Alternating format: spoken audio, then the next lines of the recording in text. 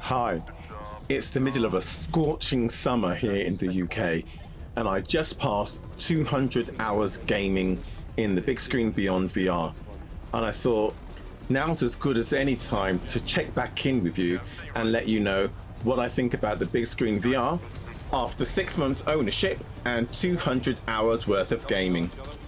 Instead of another video from me whilst I'm sim racing or in Flight Simulator, I thought I would go back to one of my oldest loves in gaming.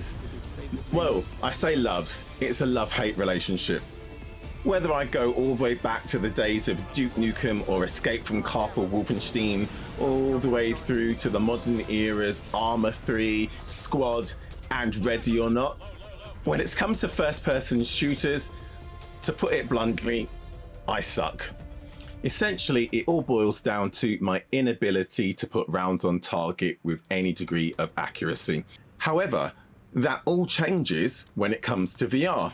Just as when flight simming or when sim racing, in a virtual VR shooter, I just find that my depth perception, my orientation, my awareness, my ability to look and focus on my target just makes my level of accuracy a night and day difference to when I'm doing it in 2D.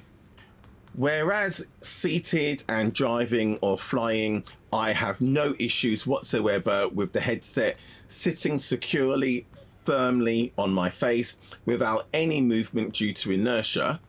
I found initially that when I was standing and trying to look around and orient myself in first-person shooter mode, whether that was in Onward, Escape from Tabor, or Half-Life Alyx, I found that the cable weighing down on the left-hand side of the headset meant that anytime I leant forwards to try and take cover, to look down at my utility belt, or to pick something up off the floor, the headset would start to hang away from my face as it was being pulled by gravity and the weight of the cable. It took me a while to figure out how to overcome it, and it was actually a suggestion by somebody on one of my previous videos where they said just get some Velcro straps and create a loop on the head strap and feed the cables through it. So I now have a loop on the left hand side of the head strap.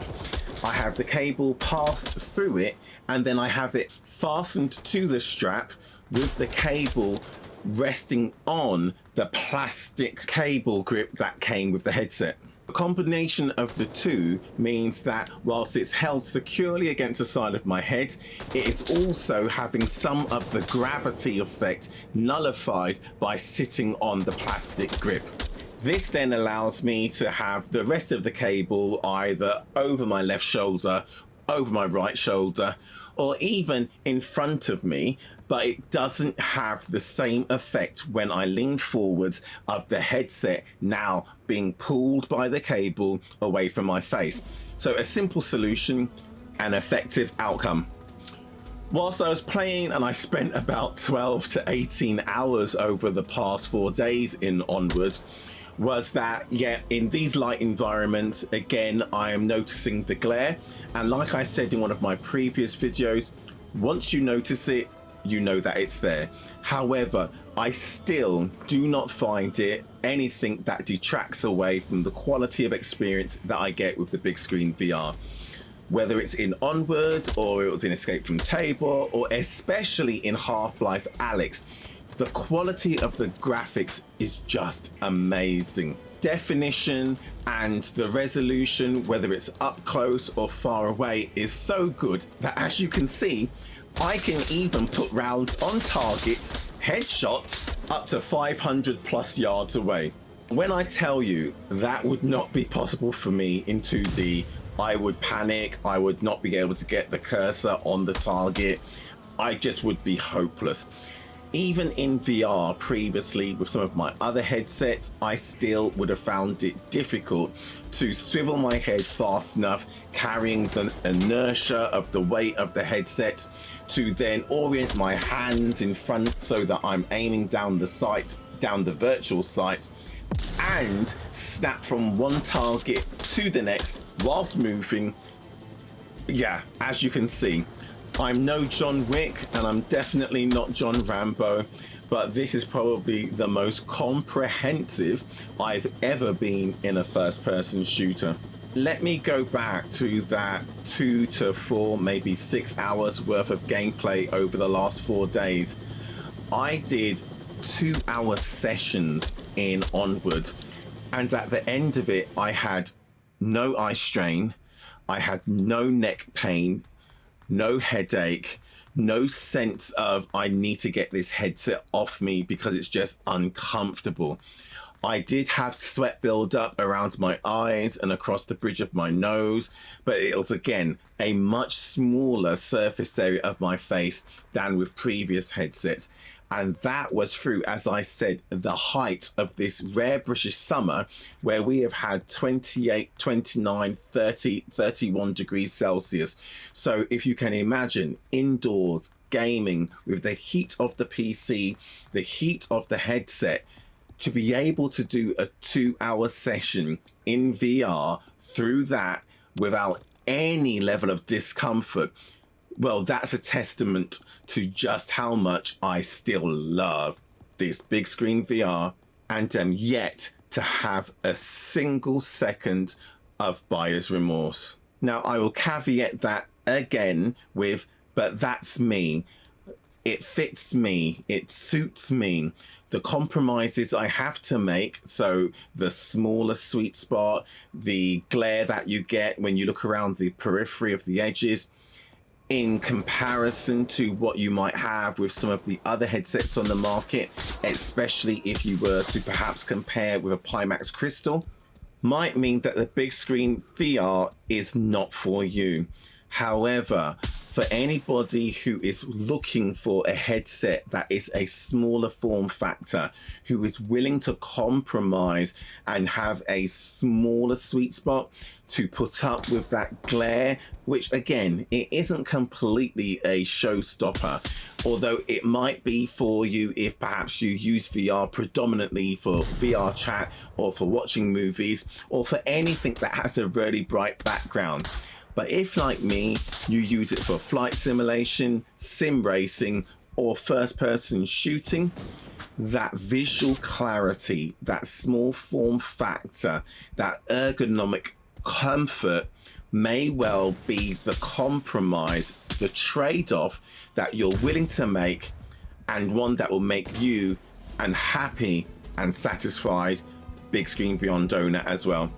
So before I complete my commentary and let you just focus on the gaming, a few other things that I've observed, experienced, or tweaked over the past 6 months. As a number of people have said, the fan volume can be quite loud if you're in a very quiet environment and you don't have high volume on whatever it is that you're gaming, watching, or experiencing whilst in VR. For me, I don't mind it. I don't really notice it because with the headphones that I'm using, I can't really hear the headset. I can't hear the fans. However, if you're not gaming, if you don't have the headset on and you just have it plugged in and your PC on, yes, the sound of the fans at 100% is audibly noticeable. So I've tried it down at 80%, maybe 75% to see if it makes a huge difference. And then I put it all the way back up to 100% because again, I go back to the gaming sessions and their durations. I don't hear the fan whilst I'm gaming, and I would much rather that the fan was cooling the headset, perhaps offsetting some of that potential for sweat, but most importantly, ensuring that my headset doesn't prematurely overheat. So for me, the fan sound doesn't make a big deal for me. So I'd rather have it at 100%. I also experimented with the 75 Hertz or the 90 Hertz, whether I'd want the native or the upscaling. And again, for me, with what I use the headset for, which is predominantly Microsoft Flight Simulator, DCS, and as you can see, Onward or other first-person experiences, I found that I'd much rather just leave it at 75 Hertz, I do have an RTX 4090. I've got 64 gigabytes of RAM, and I've got a pretty decent processor. So I have the performance, the resources available to game at 75 hertz and have a good experience. So I don't find the need to go to the 90 hertz. I'd much rather have the visual fidelity for up close rather than trade off for perhaps 5%, 10% more frames per second. I'm not even sure how many additional frames I could get with those smoother edges. I explicitly chose the BigScreen Beyond over my previous headset because I wanted that visual fidelity to be able to read small print in a glass cockpit in both DCS World and Microsoft Flight Simulator. So yeah, there you have it. After 6 months, after 210 hours of gaming, I still love the headset. I still think for me it was the right decision to purchase it. I think I'm going to have many more hours ahead of me of customer satisfaction and great gaming experiences. But let me know about you. Are you also a BigScreen Beyond owner? How's your experience been? Do you have any buyer's remorse? Or did you elect for a completely different headset and forego taking the risk with the BigScreen Beyond, considering you can't adjust the IPD? I'd be really interested. Let me know in the comments. If you have any questions about the BigScreen Beyond, let me know in the comments again. I'll endeavor to answer them if I can. If I don't know the answer, I will go and find the answer and let you know instead. As always, thank you very much for watching the video. If you wouldn't mind liking, sharing, and perhaps subscribing, I'd be eternally grateful, as it goes such a long way to supporting me and the channel. Other than that, thank you very much. I'll see you in the next one.